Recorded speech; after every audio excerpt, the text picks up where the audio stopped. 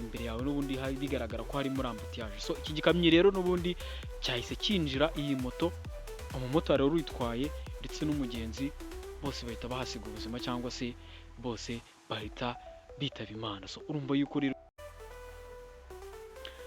nongeye kuguhereza ikaze hano kuri Simba Entertainment. Reka nizere yuko rero ukomeje kumera fresh cyangwa se ukomeje kumera neza cyane. Reka nkubwire ngo nabi bitameze neza no kwihangana, gusa you never know, birashoboka yuko ejo byamera neza. Ntabwo twese tuba tugomba kumera neza. Iyo uno munsi byaciyemo, senga cyane kugira ngo buri munsi bijye bihora bicamo cyangwa se buri munsi bijye bihora bimeze neza cyane. So nge amazina yanjye n'ubundi banyita Simba Only. Nakubwira ngo niba udukurikiranye uri mu majyaruguru, amajyepfo, iburasirazuba ndetse n'iburengerazuba ndetse tutibagiye n'umujyi wa Kigali, nongeye kubahereza ikaza no kuri Simba Entertainment. Ubwira ngo ukora subscribe niba aribwo ukigera no kuri channel, tujye tugenda turushaho kugenda twimenyera amakuru agiye atandukanye cyangwa se ibintu biba biri kugenda bivugwa hano kuri ino mihanda live gatanu kuri gatanu.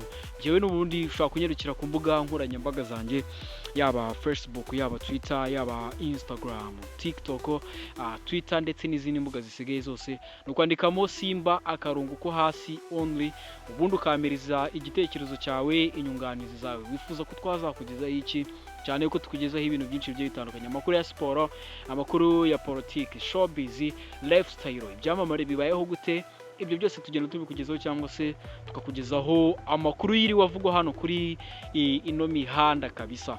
So mbere yuko rero nangira ikiganiro cyangwa se mbere yuko nangira amakuru yanjye naguteguriye kuri uno munsi, reka nkubwire ngo wifuza kugura cyangwa se wifuza gukoresha utubati, ibitanda ndetse n'imitako yo mu nzu, nakubwira ngo nyarukira muri New Kigali Design Wood Furniture.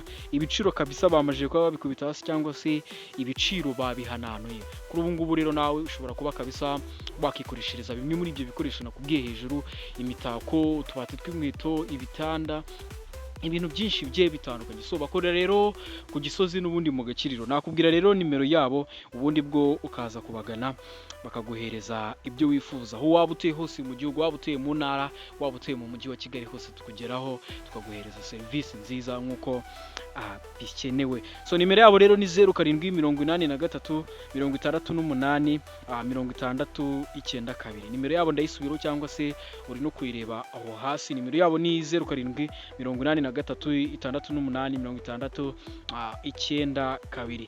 So rero dukomeza n'amakuru yacu cyangwa se dutangira amakuru yacu, ni inkuru navuga ngo rero yinca mugongo cyangwa se ni inkuru yamenyekanye kuri uyu wa gatanu, hitwa n'ubundi Sonatube ku Kinamba mu karere ka Nyarugenge. Ahangaha murahazi cyane mu murenge wa Muhima. Ahangaha rero navuga yuko niho habereye impanuka mbi cyane, ni impanuka mbi cyane nahozemo na kabisa. Iyi mpanuka yahitanye abantu bagera kuri babiri, impanuka yahitanye abantu bagera kuri babiri, umumotari ndetse n'umugenzi yarahetse. So abari rero bari begereye rero aho impanuka yabereye bemeje yuko wari utwaye igikamyo ari nacyo cyagonze iyi moto ngo yari yatwaye yasinze. So navuga ngo rero ibi bintu leta y'u Rwanda, nahozemo na bamwe mu baturage bavuga ati kabisa ibi bintu leta y'u Rwanda ikwiye kubihagurukira. Gusa navuga yuko ibi bintu n'ubundi leta y'u Rwanda yatangiye kubihagurukira, yuko kuri ubu ngubu gutwara wasinze ngira ngo murabizi ko baguca amande, niba nibuka neza cyane ikinyabiziga cyawe baragifata bakanagufunganya nk'icyumweru, ntabwo nibuka neza cyane, ariko n'ubundi nimo gutyo niko babimeze, ndetse bakanaguca n'amande. So urumva rero noneho gutwara wasinzi ukagirikaho no kuba wagonga abantu bagapfa, urumva yuko ibi bintu n'ukuri byafashe indinira cyangwa se murumva yuko ari ibintu bikabije cyane. So iki gikamyo rero cyagonze moto cyangwa se kinjiye muri moto, n'ubundi abari bayitwaye ndetse n'uwo yarahetse bahita bahasiga ubuzima. Kabisa amarira yari menshi cyane, kuko nahoze mbona bamwe mu baturage kabisa bavuga ko byari biteye ubwoba, bamwe bahamutse. Abemeje rero yuko impanuka n'ubundi yabaye, banemeje yuko iki gikamyo n'ubundi ngo cyari kiri ku muvuduko udasanzwe. Bamwe rero mu baturage ngo batangajwe no kubona iki gikamyo cyari ku muvuduko udasanzwe, kandi mu by'ukuri n'ubundi kiri mu bindi binyabiziga. Sinzi nawe muri kubyumva, ubwo ni kwa kundi ushobora nko gutwara cyane, imbere yawe n'ubundi hari bigaragara ko hari muri ambutiyaje. So iki gikamyo rero n'ubundi cyahise kinjira iyi moto, umumotari wari uyitwaye ndetse n'umugenzi bose bahita bahasiga ubuzima cyangwa se bose bahita bitaba Imana. So urumva yuko rero ni inkuru y'incamugongo yamenyekanye kuri uyu wa gatanu, ibera mu karere ka Nyarugenge, Sonatube ku Kinamba n'ubundi mu murenge wa Muhima.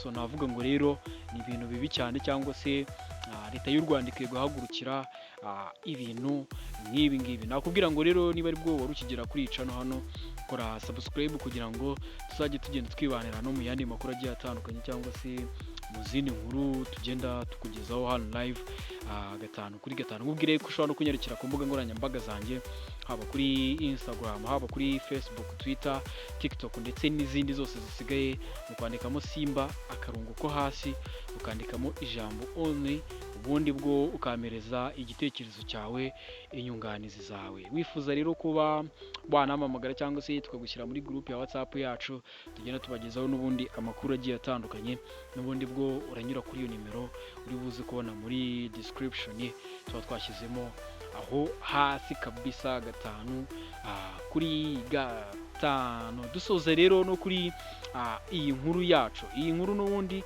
yamenyekanye nk'uko natangiye mbikubwira, yamenyekanye kuri uyu wa gatanu mu masaha ya nimugoroba, aho kabisa iyi nkuru yaje kuba incamugongo.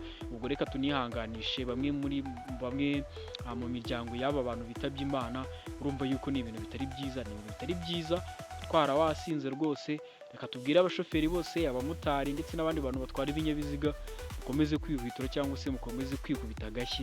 Ntabwo ari byiza gutwara wasinze. Tunasaba leta y'u Rwanda yuko ibi bintu ikomeza kubihagurukira, cyangwa se ikomeza kubishyiramo imbaraga, ku buryo umuntu wakoze icyaha nk'iki ngiki acibwa amande akomeye, cyangwa se acibwa amande akakaye cyane. Njye rero wakurikiranaga hano kuri Simba Entertainment, n'ubundi amazina yanjye banyita Simba only. Kamubwire ngo niba ari bwo wari ukigera hano kuri icano, kora subscribe kugira ngo tuzagende turushaho kugenda twirebera izindi nkuru zigezweho, cyangwa se andi makuru aba arimo aragenda cara hano live gatanu kuri gatanu.